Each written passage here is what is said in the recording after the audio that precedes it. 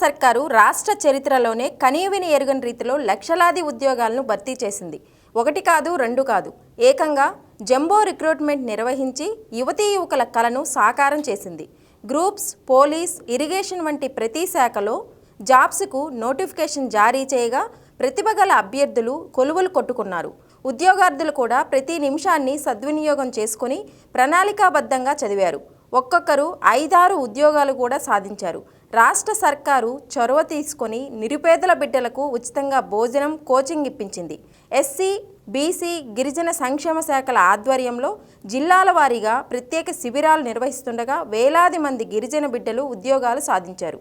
పైరవీలు, అవినీతికి తావు లేకుండా జాబ్స్ ఇవ్వడంతో ఉద్యోగాలు సాధించిన వారితో పాటు వారి తల్లిదండ్రులు కూడా హర్షం వ్యక్తం చేస్తున్నారు. కొత్త జోనల్ వ్యవస్థ బాగా ఉపకరించడంతో స్థానికులకు ఉద్యోగ అవకాశాలు లభించాయి. సమైక్య పాలనలో ఉద్యోగాలు రాక దగా పడ్డం. ప్రత్యేక తెలంగాణ వస్తేనే మనోళ్లకు సర్కారు కొలువులు వస్తాయని ఉద్యమంలో ఉవ్వెత్తున ఎగిసి దూకినం. తెలంగాణ వచ్చాక సర్కారు నౌకరీ పేదోళ్లకు, మధ్యతరగతోళ్లకు వస్తుందా? మనదాకా ఉద్యోగాలు రానిస్తారా? గత ప్రభుత్వాల మాదిరి లంచం ఇచ్చినోళ్ళకే కొలువులు ఇస్తే ఏం చేసుడు అనే అనుమానాలను పటాపంచలు చేస్తూ తెలంగాణ ప్రభుత్వం ప్రభుత్వ ఉద్యోగాలను భర్తీ చేసింది.